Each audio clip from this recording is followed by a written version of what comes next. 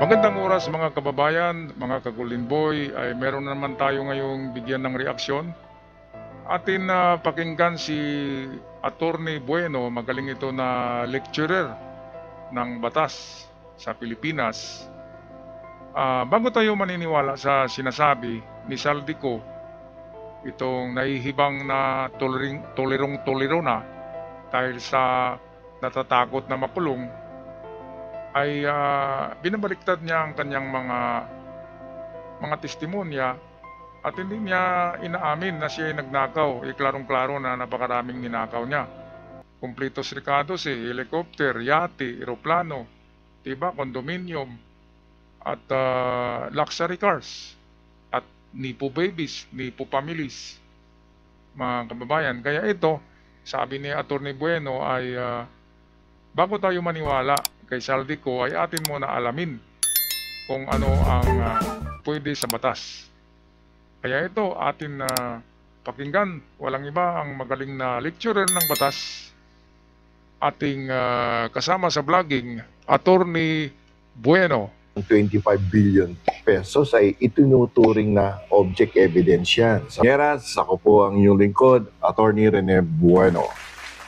Ngayon po pag-usapan po natin yung pangalawang video ni Saldico na kung saan nagpakita siya ng maraming maleta na allegedly containing 25 billion pesos na dineliver sa bahay ng dating Speaker of the House na si Romualdez at sa bahay doon sa Malacanang ng ating Pangulong Ferdinand Marcos Jr. Okay, so ito yung sinabi ko mga kababayan, na balikan muna natin tong video na to. Ito yung sinasabi ko na iba't ibang kulay na mga malita. Nakakita ba kayo ng ganyan na parang Lego? Di ba? Ayan tingnan nyo yung movement ng malita, di ba? Yung movement ng malita ay pag ganun-ganun yung movement at hindi siya shaky, hindi gumaganon. Meron bang maghawak ng camera na sa palagay mo nasa Hollywood ka? Hollywood na kamera na hindi gumaganon. Wala talagang ka-vibration yung camera Hindi talaga gumagalaw Gumaganon lang very smooth. Balikan nga natin bawasan natin ng sounds. Balikan natin yung video ng mga maleta. Ayan Panoorin nyo yan ng mabuti. Ganun lang yung movement niya ganun lang Walang horizontal movement, vertical lang. Kaya AI yan, AI. Yan pa lamang ay AI. Nakakita na ba kayo ng kulay green na na Samsonite? Bibili ba kayo ng kulay green na Samsonite? Karamihan ng Samsonite ay itim talaga, brown, silver at dirty white or gray. Ganon yung mga kulay. Okay, balik tayo kay Atty. Bueno. For this part.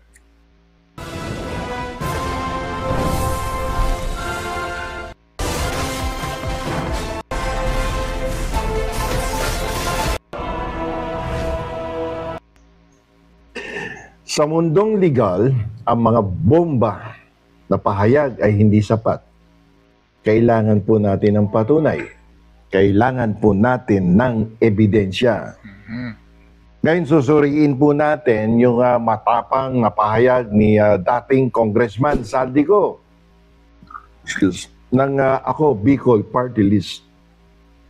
Na di umano'y nagatid siya ng bilyon-bilyong pisong pera sa tirahan ng Pangulo at ni dating Speaker of the House Martin Romualdez. Medyo mabigat na ako sa sinyan. So, dahil dyan, gagamitan natin yan, ng mata, ng batas. Particular na ang rules of evidence under the rules of court. Upang timbangin yung retrato na yan, na nagpapakita ng mali-malitang may laman daw pera sa isang hindi naman pinakilala kung saang lugar yun at kaninong garahe yun. Tama. Saan papunta yung mga maleta na yan? So, ang tanong dito, sapat na ebidensya na ba yan para magpabaksak ng isang kaso. Ayan, so hindi nga sapat na ebidensya yan. Dahil kung ako, kukuha lang ako ng mga picture sa Google, di ba? Tapos i-edit ko. Yung iba, yung may chat GPT ay hingi lang sila doon ng video at picture. Lalabas na yung mga malita-malita. Pero ano bang laman yan? Bakit hindi nila bubuksan? Kung talagang ano nila yun, di ba? Ebidensya. At hindi nakita kung saan yan na-gate, saan nagrahi. At isa pa, merong protocol ang mag-deliver niyan eh. Hindi pwedeng picturean yan. Kahit ng isang security guard, ng isang gwardiya. Hindi pwedeng picturean yon kasi magagamit yung picture eh. Baka kakalat mag-viral pa, di ba? Kaya wala talagang nakapicture noon. Sabihin natin totoo yung pag-deliver. Wala talaga ni isang nakapicture noon kasi bawal yun. Nasa protocol nila yon na walang picturean para walang ebidensya. Kaya sa malita ay wala na. Ganun na kasi AI siya, di ba? Nakita nyo yung movement, pag ganyan lang, walang horizontal shaking. Hindi nagsishake yung kamay. Okay, patuloy tayo kay Attorney Bueno. Kasi doon sa retrato, hindi man lang sinabi, ito, garahe to ni ganito, ito nga, o patunay, no? Ganito yung tiles nila doon sa garahe, yan, magsasabi na may katotohanan yung pahayag. Pero going back, yung pahayag na yan ay tinuturing na testimonial evidence sa ilalim ng ating rules of court, yung mga salaysay na yan. Kaya lang paliwanag natin, yung pagpapahayag na yan, no, na ginawa ni Saldico ay tulad ng interview o kaya sa social media o kaya gumawa siya ng recorded video, yan po ay tinuturing sa ilalim ng rules of evidence as hearsay evidence. Ayan. Sa korte, ang hearsay ay hindi pwedeng tanggapin bilang ebidensya. Inadmissible evidence yan. Okay, so magaling talaga si Attorney Bueno, no, mga kababayan. Hearsay, lalo na hindi siya nag-take oath eh. Dapat kasi para hindi magiging hearsay yan at credible yung ganyang sinasabi, under oath, nakaganon, di ba? Nakaganyan, no? Take oath. Doon sa Senado, sa Blue Ribbon. Bakit hindi siya umarap? Dahil pawang paninira lang ang ginagawa niya, walang katotohanan. Kaya matakot siyang pumunta sa Blue Ribbon. Baka makontempt pa siya eh.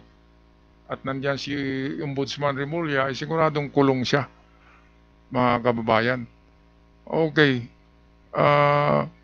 Punta tayo sa isang clip ni Attorney Bueno. Sandali lang.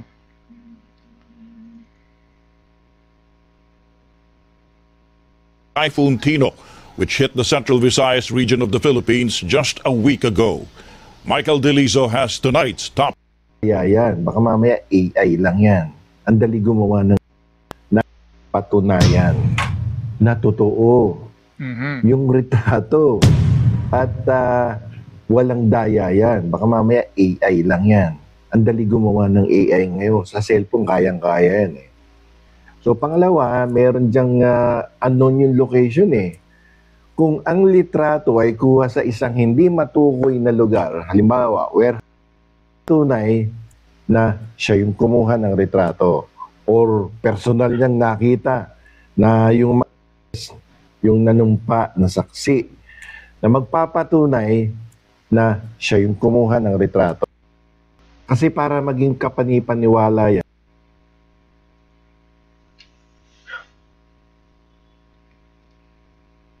yung lokasyon ng paghahatid.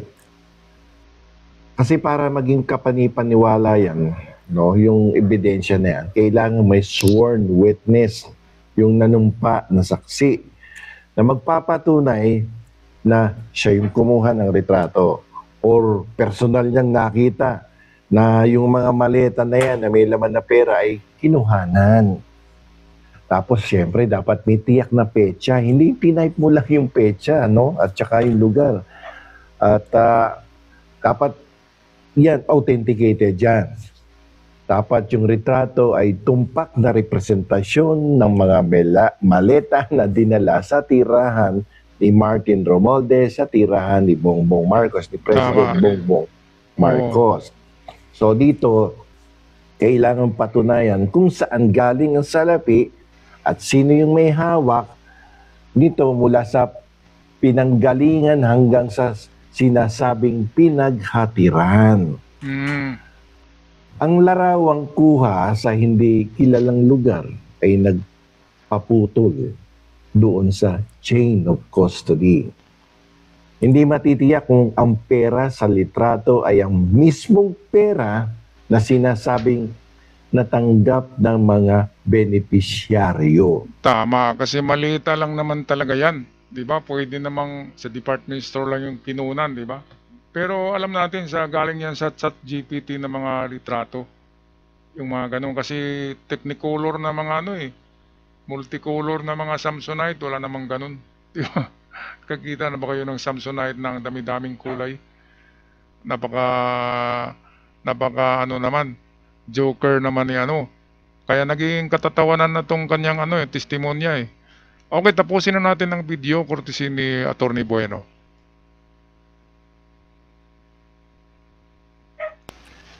Kung wala niya, nagpapababayan ng gusto sa probative value, yung bigat ng patunay. Ito ay nagpapakita lamang na hindi nag-exist yung cash.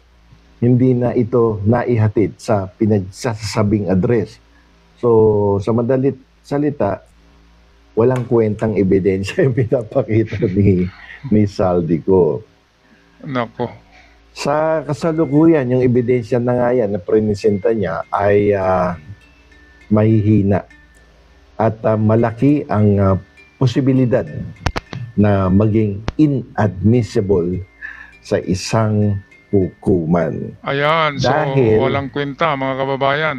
Walang kwenta, mahina ang ebidensya ni Saldico. Inadmissible evidence sa hukuman. Walang klaro eh. Walang picture kung kaninong grahe. Ang pizza ay paiba-iba. Kaya mismo si Attorney Bueno nagsabi na wala, mahina, inadmissible evidence ang pasabog ni Saldico na mali-malita. Na katulad din ng pasabog noon ni Gutisa na mali-malita rin yung dinala nila kay Saldico. Tapos ayaw aminin ni Saldico na marami siyang natanggap na mali-malita. At sinabi niya na tama yung sinabi ni Gutisa. Tama ba yun na sinabi ni Gutisa na naghatid sila sa bahay ni Saldico? Doon pa lamang nagkabuhol-buhol na eh. Meron ng mga butas. Alright, maraming salamat kay Attorney Bueno. Napakagaling na lecturer yan. Kung bata-bata pa ako ay mag-aral ako ng batas. Diba, mga kababayan? At pwedeng mag-aral tayo ng abogasiya pero hindi na mahabol yan. Kaya makikinig na lang tayo sa magagaling na abogado na tulad ni Attorney Bueno. Ako'y magpaalam na. Maraming salamat at aking i-request lang sa ating mga taga-subaybay na bisitahin nyo rin yung isang channel ko ngayon na doon ako nag-upload. Ito yung The Art Lover Millennials. Kasi malapit nang masara itong ating The Golden Boy channel dahil nga sa sinabi ko na, yung binanata natin noon palagi China. Kaya nakikita tayo ng mga trolls at na-report tayo sa YouTube. Okay, paalam at ingat ang lahat at huwag kalimutan mag-subscribe din sa mga bago pa lamang. Hanggang sa muli, God bless the Philippines.